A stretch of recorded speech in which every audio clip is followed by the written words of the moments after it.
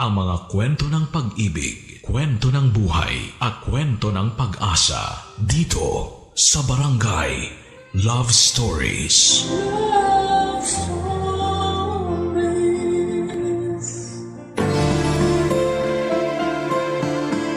Maraming hindi inaasahang pagtatagpo ang nagbibigay ng kasiguraduhan at kasiyahan sa ating buhay. Mga taong sa hinagap ay hindi mo inaasahang magbibigay ng kulay at direksyon sa iyong buhay. Ikaw, kabarangay, nakilala mo na ba ang taong magpapabago ng buhay mo?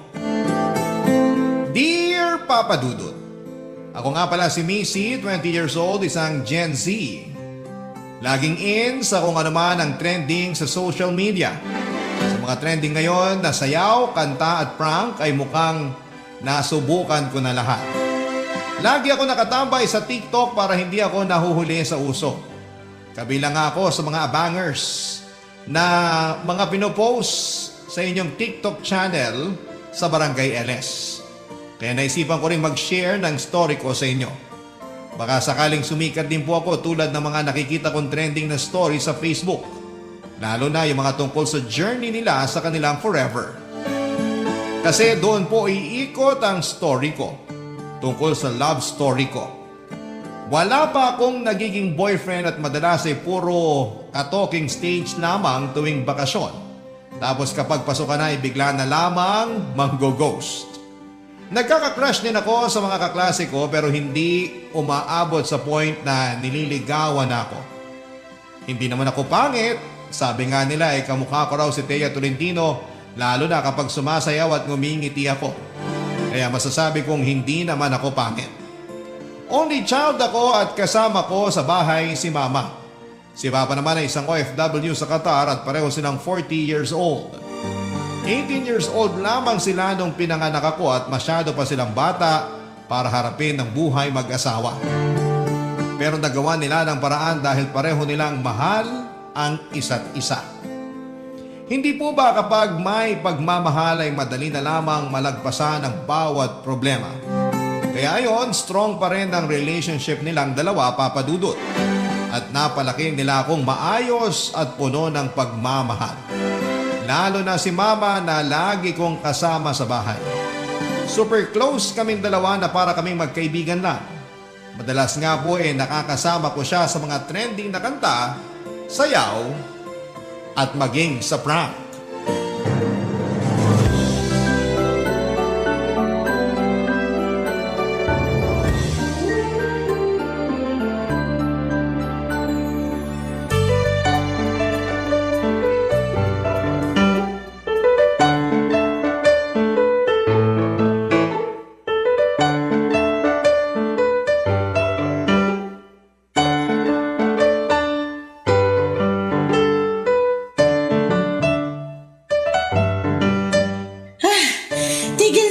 Kakasayaw. Ay, para akong hihikain sa kakalundag. Pahinga ka ng 10 minutes, ma. Tapos practice tayo uli, ah. Kasi naman, baka bukas hindi na to trending. Ang bilis pa naman ng transition ng mga trending sa SOCMED. Marami pa namang ibang mga magte-trend sa susunod. Sukuhan na muna natin to, ha? Pero kasi ang cute ko pag sinasayaw to. Tabunan mo na lang ng filter ang video mo.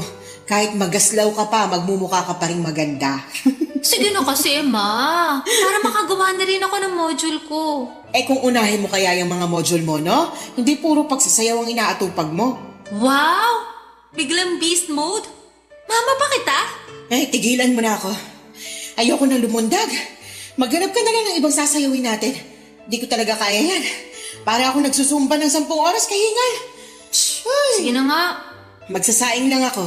Tawagin mo ko kaagad kapag may nag-doorbell, ha? Hay naku, umorder na naman online. Sumbong kita kay Papa kapag nag-video call kami sa linggo. Loko ka! Magkakabit ng telepono yung darating mamaya.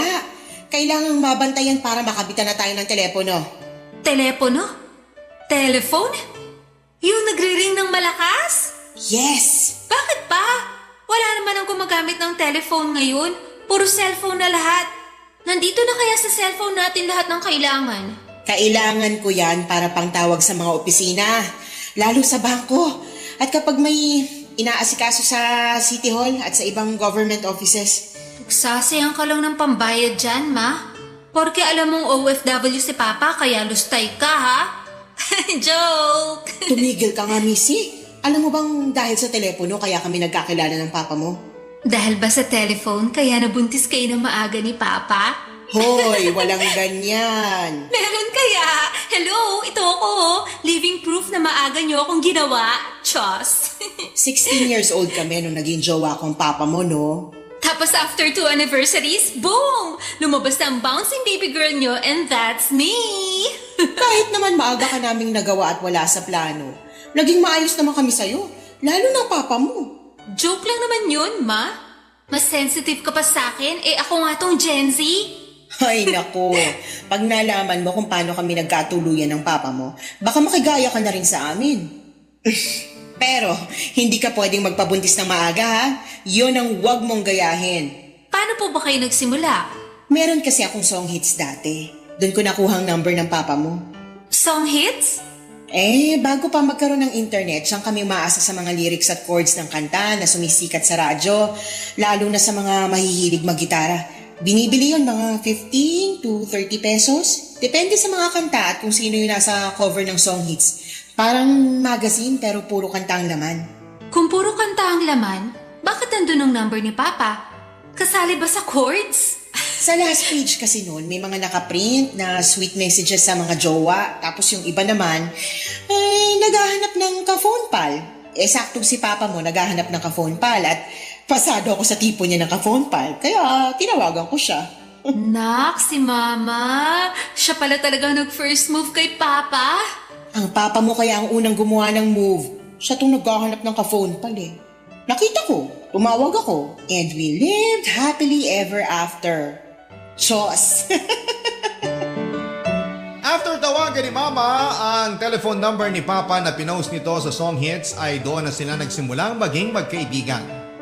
Friends lang daw sila nung simula at noong nagkapalagaya na ng loob ay nauwi na yon sa ligawan.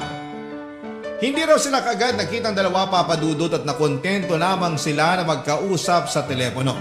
Kahit na hindi naman sila malayo sa isa't isa. Meron daw thrill na mafe-feel kapag boses lamang ang naririnig mo sa tao. Nawawala raw yung judgment sa itsura dahil kontento ka nang nakakausap siya kahit na hindi mo pa siya nakikita. Para sa akin ay malabo yun. Ang hirap naman na hindi mo nakikita ang nililigawan o nanliligaw sa'yo. Hindi naman po sa pagiging mapanghusga at mapini sa itsura, pero iba pa rin kasi yung nakikita mo yung mukha niya, hindi ba? Yung nakakaharap mo mismo at hindi lang bumabase sa boses kung jojowain o totropahin mo siya. Mabuti na lamang at napunta ako sa bagong generation. Hindi ko napagdaanan ng mag-overthink kung ano ang itsura ng nakakausap ko sa telepono. Kaya lang sa generation namin ang hirap makahanap ng true love. True love na madalas ay natatagpuan sa mga magulang at lolo't lola natin. Bibihira nang makahanap ng ganon. Siguro yung epekto ng makabagong panahon. Doon ako napaisip, paano kung gayahin ko ang love story ng magulang ko? Nang may pakabit na ang ang telepono namin, ay sinubukan ko mag-dial ng iba't ibang number. Pero madalas ay wrong number at yung iba naman ay puro masusungit na babae ang sumasagot. Nawalan tuloy ako ng pag-asa, Papa Dudut.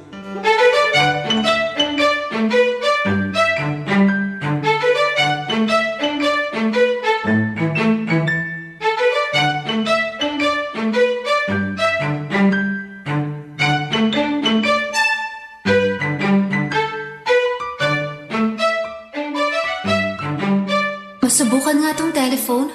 Makatawag nga.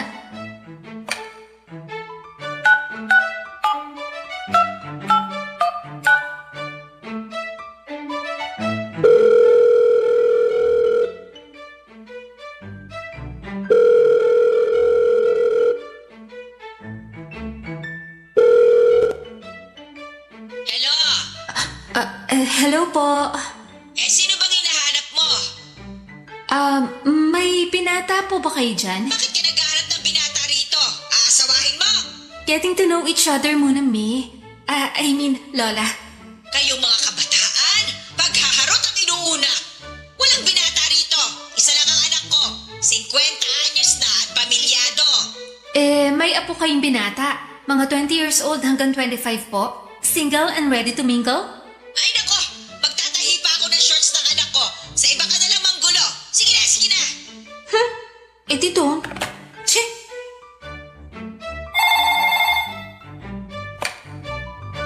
Hello? Hello? Andyan po si Michael? Michael? Opo, pakisabi naman si Sid. Maniningi lang sana ng inutang niya. Kailangan ko na kasi ng pera. Nako, same. Kailangan ko rin ng pera. Pwede ba siyang makausap? Gusto ko sana magkausap kayo para makasingil ka na. Kaya lang, wrong number ka eh. Sorry. Ito kasi yung binigay niyang number. Wala ba siyang cellphone number? Mas madali mo siya makakausap doon. Nawala raw kasi yung cellphone niya. Kaya telephone number niya yung binigay sa akin. Parang ganyan naman lagi pag tumatakas sa utang mo. Ililigo ka palalo, wag lang mapush magbayad. Tama ka eh. Ano ulit pangalan mo? Missy ang pangalan ko. 22 years old, single. Ako naman si Sid. Ilang taong ka na? Single, married, it's complicated, may ka-talking stage. Ilan na ang nag-host? Single at hindi komplikado. Wala pang nag-host at mas lalong walang balak gawin. Ka-talking stage. Parang sa ngayon, ikaw pa lang tong babaeng nakakatok ko. Uy, ano ba yan, kuya? Landi na agad, wrong number ka naman. Ay, hindi ako naglalandi. Sinasabayan ko lang trip mo. Ayos yan, gusto ko yan. 5-star review ko sa akin. Kumusta ka naman? Okay lang ba makipagkwentuhan muna sa'yo? Pangtanggal lang ng inis dun sa nangutang sa akin. Walang problema, hindi naman ako busy eh. Tsaka naghahanap talaga ako ng ka-phone pal. Phone pal? Meron pa rin bang ganun ngayon? Parang maling henerasyon ka. Gusto ko kasi maranasan yung old school. Harut-harutan sa landline. Gusto mo ng kaharutan? Hindi naman kaharutan lang, phone pal. Yung makakausap ko talaga ng maayos at mapagsasabihan ko ng mga nangyari sa akin at mga sikreto kapag medyo deep na yung friendship or relationship. Gets? Gets ko naman. Nakakatuwa ka naman. Hindi lahat ng Gen Z gusto ng ganito ah. Gusto nila laging nakaka-video call yung crush nila. Ibahin mo ko. Gusto ko mysterious. Pwede ka ba sa ganito? Si ako dyan. Para kunwari, nasa 80s or 90s tayo. Ang saya nito. Hindi ko inaasahan na noong mga oras na yon ay makikilala ko si Dexter. Wala pa akong masyadong tinatanong sa kanya sa first talk namin. Gusto ko kasi na habang tumatagal ay doon ko siya makilala. Yun kasi ang nakwento ni Mama sa akin. Hindi minadali ng parents ko ang pagkakakilala nila. Hindi katulad sa panahon ngayon na kasing bilis na ng pagbabago ng technology ang ligawan. Kaya mabilis ding natatapos dahil hindi pa nila nakikilala ng maayos ang mga nakakaligawan nila. Kaya sinabi ko sa sarili ko na I'll take it slow. Kasing slow ng simula ng love story ng parents ko. Mabagal man pero may pinuntahan. Hindi ko sinasabing jojowain ko na kaagad si Dexter ha, Papa Dudut. Gusto ko lang noon na ma-experience yung na-experience ng magulang ko sa paggamit ng telepono. Kung magwo-workout man kami ni Dexter, edi masaya. Kung hindi, edi tatanggapin ko na lamang na hindi ako para sa telepono. Para ako sa cellphone at para ako sa social media. Naaliw ako makipagkwentuhan kay Dexter, Papa Dudut. Matalino siya at marami akong natutunan sa kanya. Napapatawa niya rin ako. Nagustuhan ko rin ang voice niya dahil parang tunog opa. Malamyos ang tunog, heartthrob, parang DJ sa radyo ang boses niya. Nakakaaliw at nakakaadik. Tumagal siguro ng halos 2 oras ang pag-uusap namin. Hindi pa sana yon matatapos kung hindi biglang nag-doorbell si Mama para sunduin ko siya sa gate. Namalengke kasi siya. Nabitin tuloy ako sa usapan. Ang nakakainis pa ay hindi ko nakuha ang number ni Dexter. dahil naibaba ko na kaagad ang telepono. Kaya naman nung gabi nagdasal ako na sana itawagan akong muli ni Dexter. Humingi po ako ng sign. Kapag tumawag siya ulit, trip niya ako. Kung hindi naman, edi thank you. Next na lang siguro. Ganon dapat ang atake sa life. Move on ka agad kung hindi mag-work, hindi ba? Pero sana tumawag pa rin siya, Papa Dudut. Barangay Love Stories. Barangay Love Stories. Mula nang nakausap ko si Dexter ay lagi ko nang binabantayan ang telepono namin. Panay ang hiling ko at dasal ko na sana'y tawagan niya ako ulit. Pagkatapos ng klase ay nagmamadali na akong umuwi ng bahay para makatambay na sa pwesto ng telepono namin. Nakahanda na rin ang merienda ko habang naghihintay sa tawag ni Dexter. Napansin ng mga kaklase at friends ko ang pagmamadali ko lagi na makauwi sa bahay. Nagtatampo na yung friends ko kasi hindi ko na sila nakakasama sa pagsasayaw o pagpatol sa mga trending na sayaw o kanta. Dati kasi ako lagi ang leader nila sa paghahanap ng mga trending, sa akin nakatoka yon. Pero mula nung nakausap ko na si Dexter ay hindi ko na yon ginawang priority. Priority ko nang makauwi lang ng maaga after ng class at saka mag-abang ng tawag niya. Nakakainis lang kasi hindi pa rin niya ako tinatawagan. Feeling ko noon napilitan lamang siyang makipag-usap sa akin para hindi naman nakakahiya na inabala niya ako dahil maling number ang tinawagan niya. Pero halos 2 oras kasi kaming nagkwentuhan. So feeling ko ay may something sa amin. Feeling ko ay interested siya sa akin, Papa Dudut. Kung sana lang ay nakuha ko ang number niya bago natapos ang tawag namin. Nainis-tuloy ako sa sarili ko pero hindi ako nawala ng pag-asa. Nagabang pa rin ako at minsan ay nagdasal ako na sana kahit na ma-wrong number ulit siya at matawagan ulit ang telepono namin. Ganon ko kagustong makausap muli si Dexter. Ewan ko ba, may pull talaga akong nafe-feel noong nagkausap kami. Feeling ko ay soulmates kaming dalawa. Napansin na rin ni Mama na lagi ako nakatambay sa telepono. Lalo na't bihira na rin akong tumutulong sa mga gawaing bahay kasi nga ay mas gusto kong nakatitig lamang sa telephone namin, Papa Dudut.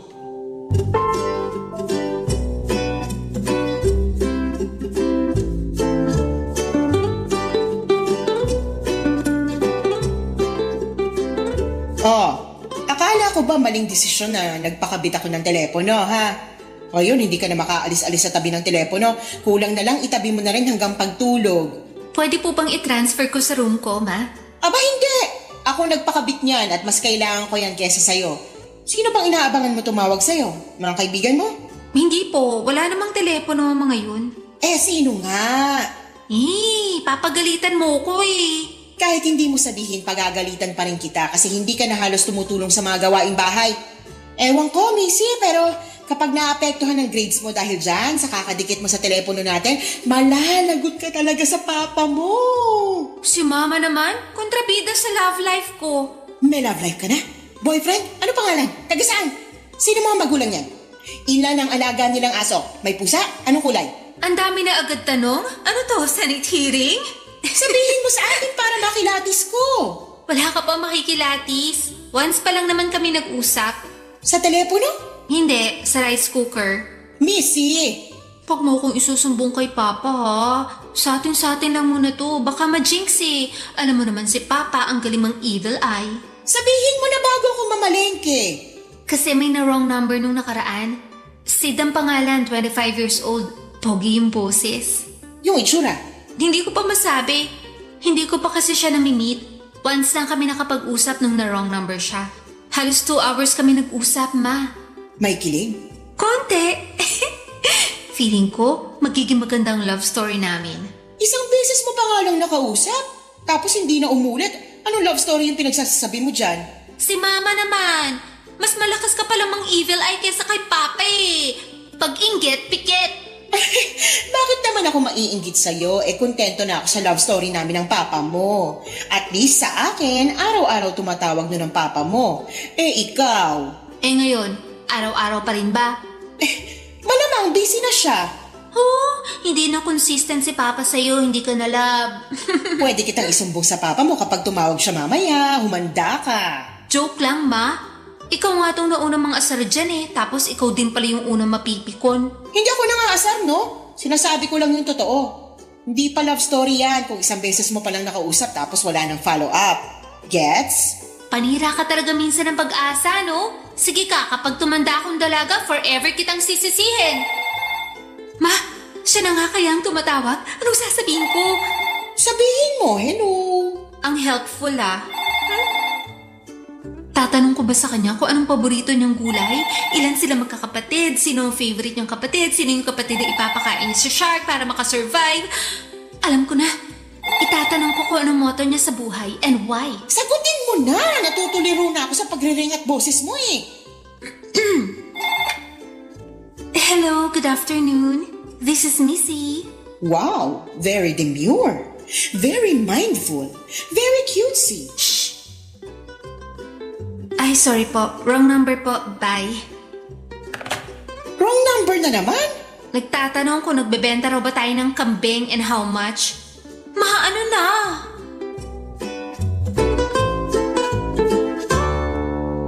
Napatawa na lang si Mama sa na-experience ko, Papa Dudut. Kahit ako ay gusto ko na ring matawa noon. Bakit ba kasi ako umaasa noon na tatawag muli si Dexter? Bakit ba ako umaasa na mauuwi sa nakakakilig na love story ang nangyayari sa amin? Isang beses lang naman kami nagkausap. Masyado pang maaga para umasa. Napansin ni Mama na nalungkot ako kaya tinigil na rin niya ang pagbibiro. Inaya niya akong lumabas para bumili ng ice cream. Kahit na wala akong gana noon ay sumunod pa rin ako. Gusto ko lang makalayo kahit ilang minuto lang sa telepono namin. Marami ako nasayang na effort at time sa kakahintay sa tawag ni Dexter. Ayaw ko nang magsayang pang muli. Charge to experience na lang sabi nga ng nabasa kong post ng isang sikat na vlogger na pinafollow ko. Baka naman may susunod pa rin sa akin, Papa Dudut. Naisip ko na nagdedelu ako. Baka meron pang isang marong number at yun na ang forever ko. Sa mga sumunod na araw ay hindi na ako umasa pa sa tawag ni Dexter. Hindi na rin ako nagbantay sa telepono. Nagbalik loob na ako sa pagsasayaw at pagkanta ng mga trending sa social media. Kahit pa paano ay nakalimutan ko na nga si Dexter. Hanggang isang hapon pag-uwi ko ay may inabot na papel si Mama sa akin. Sa pagtingin ko ay number yun ni Dexter. Ang akala ko ay pinaprank lang ako ni Mama. Pero sinabi niyang tumawag si Dexter at hinahanap daw ako. At binigay na lang nito ang number niya para tawagan ko siya kapag nakauwi na ako from school. Abot hanggang sa rings ng Saturn ang kilig ko. Hindi pa man din ako nakakapagpalit ng lapitan ko na ang telepono namin para tawagan ang number ni Dexter.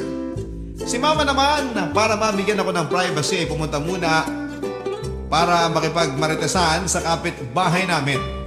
Nakatatlong ring ang telepono nila Dexter bago niya yon sinagot.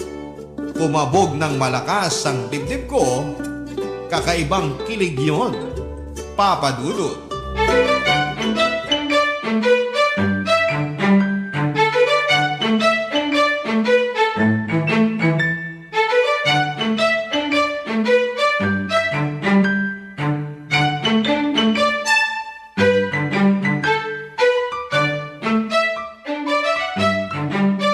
Kala ko hindi ka natatawag. Parang inaabangan mo ang tawag ko ah. Hindi ah. Okay lang. Sinumbong ka na ng mama mo sa akin. Akala raw niya hindi na ako tatawag sa'yo. Inaabangan mo talaga ang tawag ko. Bakit ikaw? Hindi mo inaabangan na makausap ulit ako? Ibibigay ko ba ang telephone number ko kung hindi? Ilang linggo mo kaya akong ginost, no? Nakitawag lang kasi ako dati sa tindahan. Uy, bakit ka tumili? Alam mo ba, si mama ko nakikitawag lang din sa telepono ng tindahan dati para lang makausap si Papa. Sabi niya 5 pesos per 3 minutes ang bayaran. Ang galing naman. Parang nauulit ang kwento nila sa atin. Kaya nga eh. Pero huwag kang mag-alala. hindi na ako makikitawag sa tindahan para makausap ka. So, hindi mo na ako tatawagan? Ayoko magtampo pero gusto kong i-validate tong feelings ko. Hindi mo muna ako pinatapos. Ang ibig kong sabihin, hindi ko na kailangang makitawag pa sa tindahan. Kasi nagpakabit na ako ng telepono para makausap ka. Unlimited, hindi per 3 minutes lang. Ginawa mo yon for me? Modern day Prince Charming ka talaga. Pero pasensya ka na talaga ha, kung napaghintay kita ng 1 linggo. Nagkaroon kasi ng problema dun sa nagkabit ng linya ko. Ang hassle. Hayaan mo na. Ang importante, nakakapag-usap na tayo. Tatawagan mo ulit ako ha. Oo naman, sabihin mo lang kung anong oras kita pwedeng tawagan. Ako na ang mag-a-adjust. Lagi lang naman ako rito sa bahay. Work from home kasi ako. Marami akong time for you. Gusto ko yan. Love language ko kasi ang quality time. Pero matanong ko lang, okay lang ba sa'yo na sa telepono lang tayo nakakapag-usap? Ayaw mo bang magkita muna tayo? O kaya mag-usap sa cellphone or Facebook man lang? Ayoko. Gusto ko nga nitong usapan natin sa phone eh. Tunog mysterious. Ayaw mo ba? Hindi naman. Iniisip lang kita. Mas bata ka kasi sa akin ng 5 years. Feeling ko mas gusto mo yung ligawan sa Facebook tulad ng iba. Liligawan mo ko? Pwede ba? Oo naman! Nagtatanong ka pa? Para saan pa ang ilang linggo na paghihintay ko sa'yo kung babasta rin din pala kita? Para naman akong crazy nun? Hindi ko alam pero kinilig ako bigla. Ganito pala yun. Ang sarap sa pakiramdam. Parang may nangingiliti ng lungs ko. Ay, hindi ka pa ba nakaka-experience ng kilig? Wawa naman. Busy kasi sa trabaho at sa parents ko.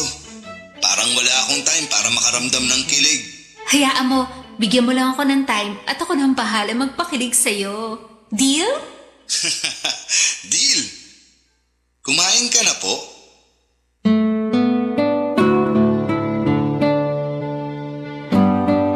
Ang simpleng linyang kumain ka na po. Pero iba ang atake at kilig noon sa akin. Gets ko na tuloy yung mga memes sa Facebook na laging ginagamitan ng linyang ito, Papa Dudut. Effective pala siya. First time na may nagtanong sa akin ng kumain ka na ba? Maliban kay mama. Kahit friends ko ay walang pakialam kahit mangisay pa ako sa gutom. Pero si Dexter ay naramdaman ko ang sincerity nung tinanong niya kung kumain na ba ako. Dagdag 12 points siya ron, Papa Dudut. At mas lalo lang nadagdagan ng points niya sa akin nung kinantahan niya ako habang magkausap kami sa telepono. Pinipigilan ko lang na tumilid dahil baka isipin niya patay na patay ako sa kanya, which is true naman. Pero it's too early na ipakita yon sa kanya, hindi ba? Kunwari, dalagang Pilipina ako ng 80s. Ang exciting talaga, Papa Dudut. Hindi muna pala ako nagkwento kay mama tungkol kay Dexter. Gusto ko munang solohin ang nafe-feel kong saya. Araw-araw kami nagkakausap sa phone ni Dexter at nagbalik na naman ako sa pagmamadaling makauwi ng bahay. Nakalimutan ko na naman na ako nga pala ang leader ng mga kaibigan ko sa pagpatol sa mga trending sa social media. Mas inuna ko talaga ang love life ko kesa sa kanila na normal naman sa panahon ngayon. Kahit naman friends ko, nakakalimutan nila ako kapag may mga boyfriend na sila. Saka lang sila bumabalik sa akin kapag break na sila. So bakit hindi ako gumanti? Lalo kung magiging happy naman ako sa pagganti, hindi ba? Ang saya talaga na ma-in love, Papa Dudut. Lalo na kung mutual kayo ng nararamdaman. Hi pag-ibig, bakit ngayon ka lang dumating? Tadhana, bakit late mo rin pinarating si Dexter sa akin? Barangay Love Stories. Barangay Love Stories. Umabot na kami ng 3 buwang magkausap ni Dexter, Papa Dudut. At aaminin kong na-fall na ako sa kanya. Alam kong ganon din siya sa akin. Lagi niyang pinaparamdam sa akin na gusto niya ako. Pero hindi ko pa siya sinasagot at gusto kong mas makilala pa siya.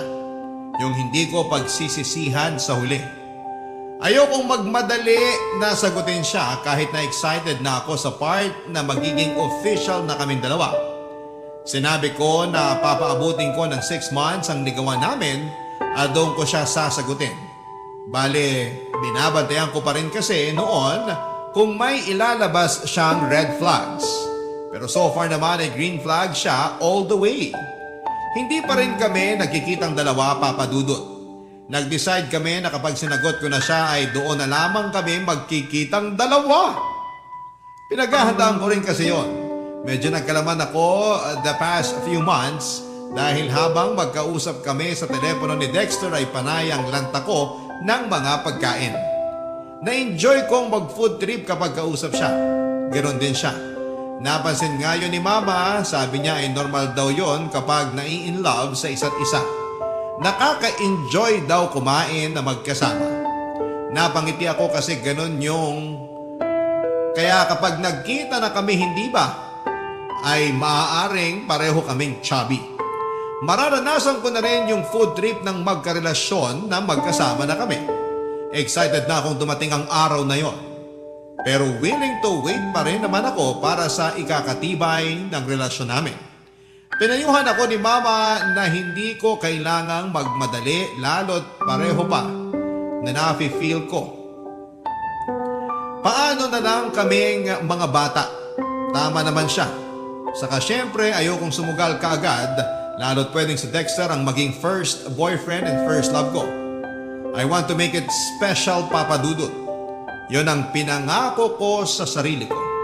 Kaya kahit medyo atat nang ma-experience ang full package ng loving relationship ay pinili ko pa rin na magtimpe, Papa Dudut.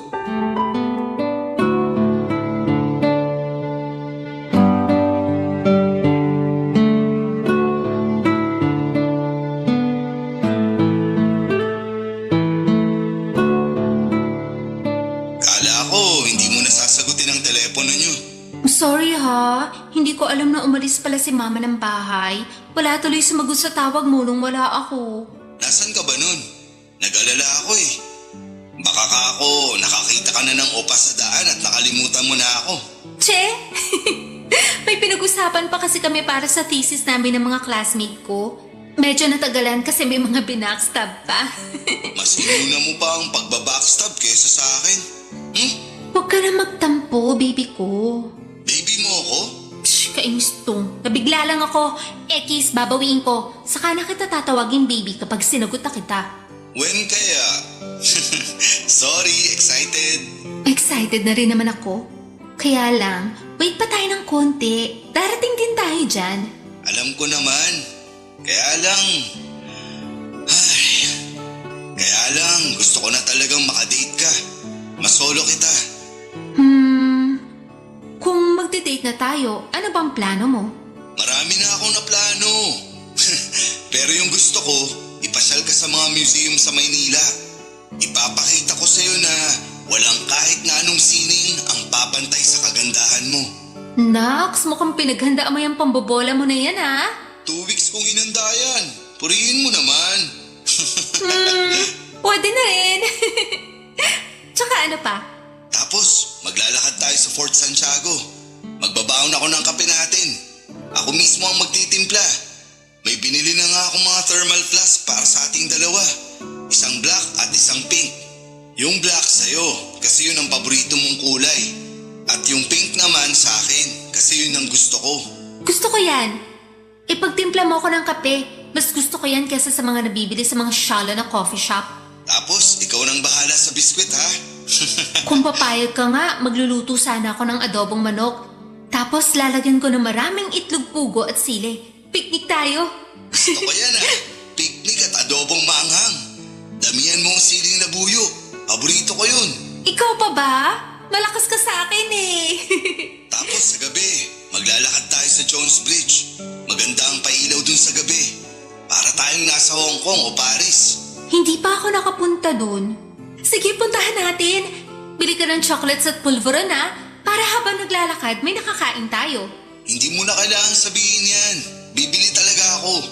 Lagi mo kayang sinasabi na paborito mo ang chocolates at pulburon. Lalo yung may kahalong durog na mani. Ay, pero magsimba pala muna tayo. Okay lang ba sa'yo? Mukha na ba akong demonyo? Para tanungin mo kung okay lang sa akin na magsimba? Baka lang kasi hindi mo na isali sa itinerary ng date natin. Gusto ko, hanapin mo ang pinakalumang simbahan sa Maynila. Doon tayo magsimba.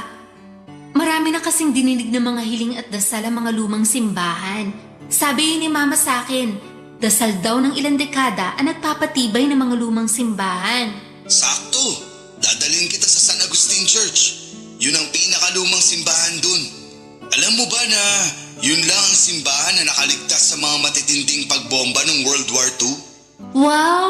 Hindi ko alam yan Kakainis ka. Oh, bakit naman nakakainis ako? Kaya ang daling ma-fall sa'yo kasi ang talino mo. Kahit hindi pa kita nakikita, alam kong ikaw na talaga. Ang gwapo ng utak mo, boy. Parang masama pa ang loob mo na ako na ang dawan para sa'yo. Masama lang ang loob ko kasi hindi na ako makapaghintay na makita ka. Pero alam kong kailangan ko pa maghintay. Totoo ang sinabi ko kay Dexter kaya mabilis din akong nahulog sa kanya dahil sa katalinuhan nito. Hindi kasi ako masyadong matalino. Talented ako sa pagsayaw at pagkanta pero aminadong nabibitin ng grades madalas sa school. Pero dahil kay Dexter ay natulungan niya akong makapasa sa mga subjects ko sa eskwelahan. Maski sa thesis ko ay tinulungan din niya ako. Matalino talaga siya. Lagi ko nga yung piniflex kay Mama. Boto na nga rin si Mama sa kanya lalo na noong nag-share sila sa isa't isa ng mga trivias tungkol sa Pilipinas. Nakwento ko na rin siya kay Papa pero hindi pa sila nagkakausap na dalawa. Pero binigay naman ni Papa ang blessing niya sa amin na kung sakali mang magiging kaming dalawa ay papayagan niya. Nakita kasi ng parents ko na umayos ang grades ko mula nang nakilala ko na si Dexter. Akala nila inspired lang ako mag-aral dahil kay Dexter pero ang hindi nila alam, si Dexter ang nagiging tutor ko at minsan ay siya na ang gumagawa ng mga assignments ko. Walang araw na dumaan na hindi ko naiisip si Dexter. Naging part na rin siya ng routine ko at hindi kumpleto ang araw ko kapag hindi nagre-ring ang telepono at siya ang napapakinggan kong nag-hello. Ganon na ako ka-in love sa kanya, Papa Dudut. Patuloy pa rin ang efforts niya sa akin at lagi siya nagpapadala ng pulburon sa akin weekly at may kasama pa yung isang pink na rosas. Ano pa bang hihilingin ko sa first love and first boyfriend ko kung sakali? Kahit na hindi kami magkatuluyan, sa huli ay sigurado ako na isa ito sa mga kilig story ko pagtanda. Hindi ko na nga mahintay pa na umabot ng 6 months bago ko siya sagutin. Sinabi ko na sa kanya na gusto ko nang magkita kami. Bala ko kasi noon na sagutin siya in person para makita ko kung gaano siya kasaya na napasagot na niya ako. Tinawagan ko siya isang gabi nang hindi pa ako makatulog. Nagulat nga siya dahil siya lagi ang unang tumatawag sa aming dalawa, Papa Dudut.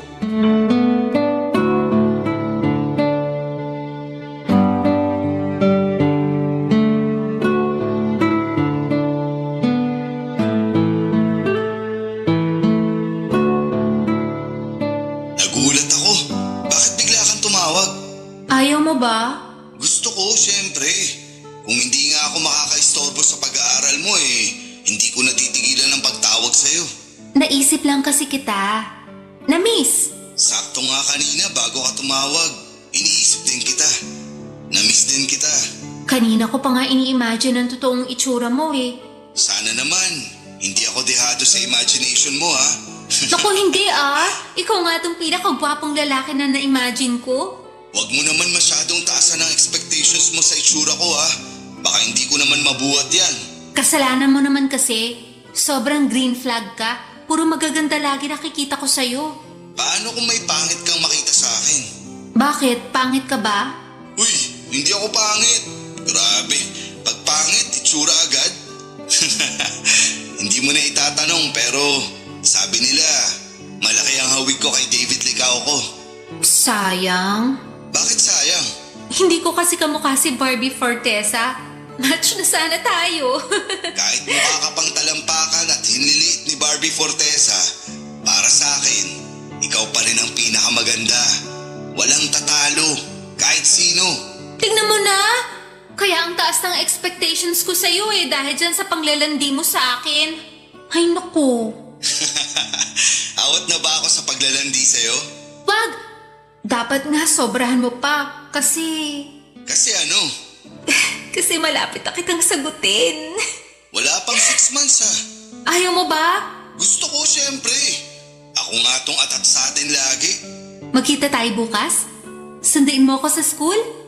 Ano hindi ako pwede bukas. Sasamahan ko magpa-check up tatay ko. Sa Friday kaya? Sakto wala na akong pasok kinabukasan. G?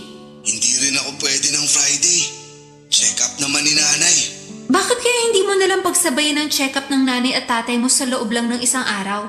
Para hindi ka na rin mapagod. Magkaiba kasi sila ng doktor. Medyo magkalayo yung mga klinik. Sa weekend? Di ba day off mo sa work pag weekend? Wala rin akong pasok.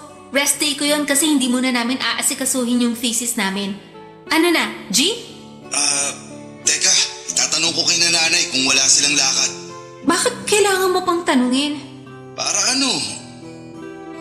Magtatanong lang ako. Ewan, gusto ko lang magtanong.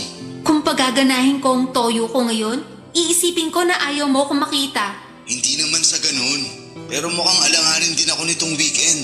Sige, ikaw na lang magsabi sa akin kung kailan ka free. Ako na lang ang mag-a-adjust. Siguro morning ng Tuesday? Teka. May klase ako ng Tuesday morning Diba sinend ko naman sa'yo yung schedule ng mga klase ko? Ay, oo nga pala. Nako, Tuesday morning lang ako pwede. Paano kaya to? Ano ba nangyayari, Sid? Okay pa ba tayo? Hala, oo naman. Bakit parang iniiwasan mo makipagkita sa akin? Hindi ka naman pangit. Sabi mo nga kamukha mo si David Licauco. Wala ka ng problema sa itsura para ma-conscious. So ano na? Conscious ako sa isang bagay. Sabihin mo kung ano. Handa akong palakasin ng loob mo tulad ng ginagawa mo sa akin kapag nai-insecure ako sa mataba kong pisngi at hita. Sabihin mo na.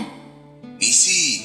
Huwag mong sabihin sa akin, may asawa ka na. Uy, wala. Sabihin mo na. Matagal ko nang gustong sabihin sa'yo to. Pero natakot ako baka hindi mo ako matanggap. Kaya kitang tanggapin. Kahit hindi mo pa nga kamukha si David Licauco, tatanggapin pa rin kita. Sigurado ka? Kahit anong sabihin ko sa'yo, tatanggapin mo? Oo, kasi mahal kita. 40 years old na ako. 40 anyos. Kaedad ko ang parents mo. Hindi ako kaagad naka-imake sa inamin ni Dexter Papadudut. 40 years old na siya. 40. Parang 20 pesos na pinagdikit sa wallet. Kaedad niya mga magulang ko. Napansin ni Dexter ang pananahimik ko noon. Mahina siyang nagsorry at sinabi sa akin na akala niya nung unang beses na nakausap ko siya ay hindi na masusundan yon. Kaya nagsinungaling siya sa akin at sinabing 25 years old na siya. Kaya lang daw hindi niya napigilan na magkaroon ng interes sa akin dahil napapatawa ko raw siya. Hindi ko alam kung paano tatanggapin ang binalita niya sa akin, Papadudut. Napadiin nga ang hawak ko sa handle ng telepono. Hanggang sa sinabi ni Dexter na tatawag na lamang siya ulit kapag nawala na yung pagkasya ko. Nauna nang nag-bye-bye si Dexter sa telepono, Papadudut. Pero ako'y hawak ko pa rin ang handle ng telepono kahit narinig ko na ang pagkaputol ng linya. Hindi ko pa nasasabi kay Mama ang tungkol sa mga nalaman ko kay Dexter, Papadudut. Alam ko magagalit si Mama at baka ipaputol niya ang telepono para hindi kami makapag-usap muli ni Dexter. Panay na rin ang iwas kong makausap si Dexter habang nag-iisip ako kung ano ang gagawin. Nagpapalate ako ng uwi para hindi ko maabutan ang tawag niya at masaktuhan si Mama na makausap niya. Naguguluhan talaga ako at nalilito. Gusto kong bawiin ang pagmamahal ko para kay Dexter dahil sa mga nalaman ko, pero hindi ko po kaya. Kahit kasi ganon ang mga nalaman ko ay alam kong may feelings pa rin ako para sa kanya. Hindi ko alam ang gagawin ko, mga kabarangay. Sana'y matulungan po ako ng mga listeners ninyo para makapag-decide. Issue sa akin ang age gap namin na 20 years. Ang awkward para sa akin dahil kaedad niya ang parents ko, pero mahal na mahal ko na siya. At siya na talaga ang gusto kong maging karelasyon. Hihintayin ko po ang advice ninyo, mga kabarangay. Maraming salamat po. Ang inyong kapuso at kabarangay forever, Missy. Barangay Love Stories. Barangay Love Stories. Kwentuhan naman tayo dito sa comment section. Nagustuhan ng iyong napakinggan? Ituloy yan via live stream sa www.gmanetwork.com/radio.